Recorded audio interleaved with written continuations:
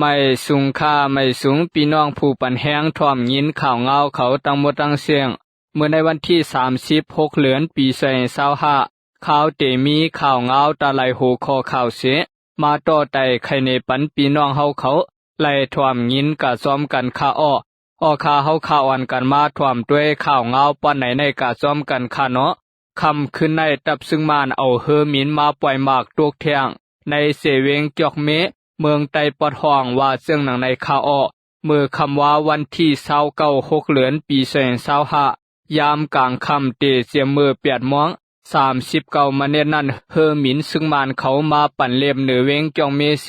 ปล่อยหมากตวงหมอก6ลูกว่าไหนเมื่อไว้วันหมอก2:30นั่นก็ซึ่งมานเอาเฮอหมินมาปล่อยหมากตก2ลูกตีในป้องหมายหนึ่งตีลุมเก่าปาตีสางซีอันมีภายตั้งซานจองวิหารหลวงกำปอจ้าจองไตจองผาปอดเวงจองเมเสจองชิมและเฮือนเยล้านไข่พงหิมหอมนั่นรู้แล้วกาตั้งน้ำสังขาเจ้าเขามีลองมาเจ็บสังเสกวนเฮือนแต่มาเจ็บกาเสร็จก็สาย3ก็ยิง4ก็ว่าแนะกวนปืนตีเขาลาดว่ามือไว้วันเขาปล่อยโตยังตึกตื่นซานโกเฮกันอยู่คำในก็เสียงเฮือมินปันกาปันมาปล่อยหมากตกแทงมอคาลูก6ลูกในเย้าต่อถึงยามเหลียวเฮอมินซึ่งมานปันอยู่เนือกลางเฮาข่าวอันกันอยู่ในลูกเปียบไว้อยู่ไผ่กอมหัดออกด้วยหมักตกแตกตีหลายๆไปไล่หู้ค่ายอนซูยาเปตกแตกเซอสัตตาวาอันมีตัวเสือตั้งหลายก็เย้าข่าวว่าไหนเกี่ยวกับรองหมักตกเสตุมเตอแตกพงยาตีหลายๆนั่นขาสั่งมาต่างเนปันเทียงกำหนึ่งค่ะเนาะข่าวอันกันมาสืบถ่วมด้วยข่าวเงากะจอมกันเทียงค่ะเนาะปังตึกเป็นเฮาแหงตีเมืองไปเฮือนเยกำพองก่อภัยไม่รู้แล้วตับศึกมานและตับศึกลูกพื้นเป็นปังตึกกันตีเวียงเมืองไปเสเวียงภายขุนเมืองไตปอดซานเฮาแหงเสย้อนยือปาหมากกวางหลวงและเฮ็ดให้เฮือนเยกวนเมืองเขากำพองลูกไม่เปลี่ยนไผเวียงเมืองปลายในตับซึกลูกพื้นเขากุมทิ้งไหล1 ปีไปปุ่นตาขึ้นตึกซิมเอาเวียงเมืองปลายขึ้นในเสซึ่งมานเขาเอาเอ็นแหงตั้งน้ำโทซึกเข้าตึกและสว่างภายเป็นปังตึกกันเฮาแหงไว้อยู่ถึงมาเมื่อวันที่29 เดือนปี2025เมื่อวานในภายซึกมานเจอเครื่องกวางหลวงเขายื้ออำทาดกวนปืนตีก้อน1 ลาดว่าในยินเสียงหมักกวางหลวงตั้งในเย้าค่าบางเฮือนก็ภัยไม่ต่อถึงยามเหลียวหมากหลงตึกตวงมาอยู่กวยกาเตรียมปล่อยทับกันตานมือกลางในเย้าหรือเสนันป่วนมาเมื่อวันที่26 เดือนปี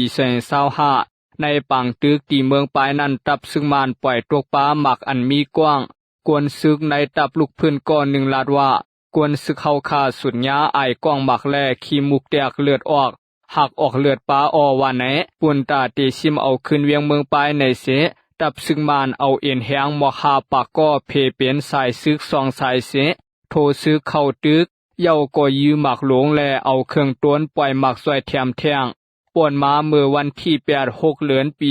2025นั่นย้อนปังตึกเข้าแหงและตับลูกพื้นเขาไล่ปืนเผาเตปิกอืดเสียนต่างหลงเมืองปลายเสหัวเตขึ้นปืดปันเมื่อไหลว่าไหน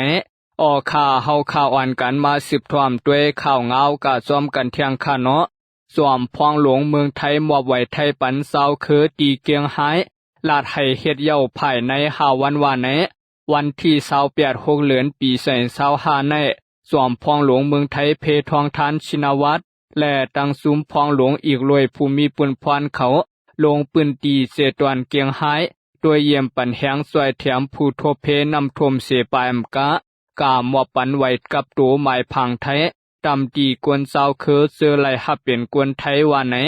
สวมพองหลวงเพทองทานมาถึงตีหงหอปางกุมหงเห็นแม่จันวิทยาคมตีแม่จันเกียงหายมอบอาปันหมายพังไว้กับตัวไทยตำตีกวนเศร้าคืออันไหลหับเป็นกวนไทยตา21ก็นายสุรินทร์ทองสุขผู้กวนเสตวนเกียงหายหับตอนสวมพองหลวงและผู้มีปุนพรเขาเสลาดว่าตีเสตวนเกียงหายใน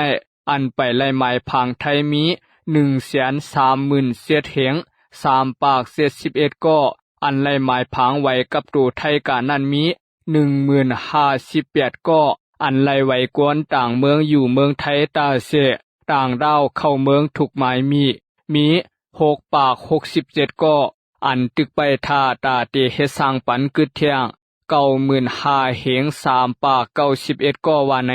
สวมพวงหลวงลาดว่ายินดีห่มซุมจอมเสื้ออันไล่หมายผางไทยปัญหาหมายผางในหลวงปองซึ่งไทยเอาใส่เกลิดปันอยู่สวมนั่งคอปืนเผาปีกายเมื่อวันที่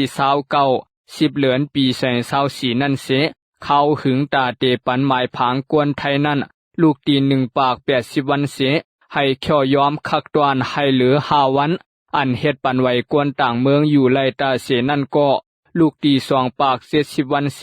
ให้เหลือ5 วันมอบอำนาจปันให้ผู้กวนเสเวงขึงปองเฮ็ดกาปันไว้มันนาง10 ลาดว่าลองวัดไว้หมายผางในเฮาไว้ลำลองเตกว่าว่ามันเป็นศูนย์ไล่ปืนฐานตาเตไลเห็นสวนปิญญายดยาโตไปอยู่ดีและศูนย์ไล่ต่างเสื้อต่างเปืองกวนอันไล่หมายผางไทยกาในก็ให้เอากลุ่มมุนไล่เป็นกวนไทยเสให้เป็นเอ็นแหงตาเตสวยแถมปกป้องวานเมืองกาว่าแนนางสาวพลเวเซอร์เจ้าอาขาก็ต่างตูเจ้าคือเสหมอกลาดขอบเสยยินดีถึงสวมพวงหลวงและผู้มีปุ่นพรกูก็อันไล่เขียวยอมปันคักตวนเฮ็ดหมายผางให้เย้าโตภายใน5 วันเสือเจ้าคือก็เตคัดเสอเป็นเอ็นแหงสวยแถมปกป้องวานเมืองให้ขึ้นใหญ่กาว่าแนกวนเสืออันมีศูนย์ไล่หมายผางไว้กับตูไทยซึ่งเปลี่ยนกวนเจ้าคือสันร้อยอันเกิดในเมืองไทยมีไว้กับตูกวนผ่านเมืองอำปาแห่งการม่านลาวกัมพูชากวนเสืออันมีศูนย์ไล่ไว้คาเมืองถูกหมายมีอยู่เมืองไทยไลตาเสถิ่นที่อยู่ถาวรในก็เปลี่ยนกวนต่างเมืองอันไปเข้าเมืองไทยป่วนมาเมื่อ25 ปีไว้เขียวขอบแหลงและลุกลางเขาอำปาแห่งการม่านลาวกัมพูชาเสือนั่นออขาเฮาขาวันกันมาสืบทอมด้วยข่าวเงากะซ้อมกันเที่ยงคาเนาะแห่งการไต่เมืองผางยาเปิ้นไว้ยื้อลู่ตายทั้งตีว่าในคาอ้อที่ในส่วนหมักซอกวานห้วยน้ำอุ่นเสเวียงเมืองผางเสตวนเกียงใหม่เมืองไทยนั่นมีปีน้องแห่งการไต่ก็1ยาเปิ้นมางไว้ยื้อตีเฮือนมันเสลู่ตายทั้งตีว่าไหน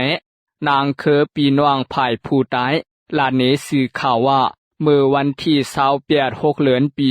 2025ยามกลางค่ำหมอก7 โมงครึ่งนั้นเมื่อหน้าสั่งเขาซื้อห้องไซวาลิกตาอายุ43 ปีตึกเฮ็ดพักอยู่ตี2ไผนั่นยาเปิ้นเอากองยื้อใส่ตั้งหลังเสไลลู่ตายทั้งตีกะเมื่อกลางค่ำนั้นหน้าสั่งเฮาค่ากินข้าวค่ำเย้าเสตึกเฮ็ดพักดาวห่อเข้าพักในพุงนั้นอยู่มีคนเอากองมายื้อภายหลังเสียงกองแต่ไหลยิน1 กำกวยกาเป็นกองลูกซองอันว่านั่นแหละกองหลังมันป่องลงกาหลายๆกำหน้าสั่งก็ร่วมกาในกองเลือดตายทั้งตีกำเหลียวค่ากวนยื้อแต่ตึกไปไว้อ้อกวนหายนั่นเมื่อยามโหคำบอก6 โมงนั่นก็หันมันมาปันอยู่หิมเฮือนมันนางสืบลาดเทียงว่ากวนหายนั่นสื่อห้องไอกอบอายุหมอก40 ปลายเปลี่ยนกวนเมืองกวนไทยอยู่หิมกินซ้ำกันใกล้เข้าออกกันอยู่เมื่อนาในก็อำยามหันขาพินมอเมกันเสปอกกวบสั่งแลมายื้อเสื่องไหนอำปองเซอร์เสียดยามเหลียวเจ้านาตีปริคานเขาตึกซ้อมสอกหาไอกอบเสเตมอบหมายตียอบมันซ้ายโซกาไปตียอบไล่ตูมันในกวนหิมความนั่นไผกอมหัดกาเหตุการณ์เสือกวนเฮินก็อำหันวันเส2-3 เฮินสู้กันนวันตีเหลียวกว่าว่าไอกอบนั่นใกล้ปากวางเสเลซ้อมกิวยินว่ามันสวยปายาเมากำเสกวนว่าไหนข้ายำยาปอก1 อ้อมือเลือน4 ป่วนมาอ่างเตกาเหตุการณ์เสียมเศร้าเฮาขากวนเหตุการณ์ตึกไปกันอยู่มันเอาไผ่ถาดทองเสนามาบกามาแหลาดกวามลาดสังดีโกเตคาตูไซวาลิกตาแต่เซานาตีปริขานเขาส่งกาตีหงยาเสเตกวดทัดด้วยเทียงกวนกวามไหนไปสังสัตปางสาปนาปันสายว่าลิกตานั่นเปลี่ยนกวนสาตีวานหายเสียงเวียงลายค่าเข้ามาเมืองไทยไลหมอก7 ปีเหตุการณ์เปลี่ยนลูกเลี้ยงเปื่อนในสวนหมักซอกเมืองผางมือมันเสียงในกด้วยเมนางและลูกล้าง3ก็ว่าไหนออกข่าเฮาข่าวอันกันมาสืบทอมด้วยข่าวเงากาจอมกันเที่ยงคาเนาะวันที่29 6เดือนปี2025มือว่าในยามกลางวัน2 โมงปลายคาเนาะ กาหลวง12ล้อปลิขาดเสพาตำเสอกาอ่อนต่างกุนต่างกวนตีหิมตาลดกาหลวงนาหมักขอปอกหนึ่งนาหมักขออันมีเนื้อเสียนต่างกาลาเซียวเวียงเลือเสเวียงลาเซียวเฮ็ดให้กวนบาดเจ็บ10ปายกวนปืนตีแลจุ่มจ่วยแถมจ่วยเอาโตกวนบาดเจ็บส่งโรงยาไว้ว่าเสื่องหนังไหนออกข้างยินสวมขอบใจใหญ่นำถึงพี่น้องผู้ปันแห้งถ่อมยินข่าวเงาเขาทั้งหมดทั้งเสียงค่าไม่สุงค่า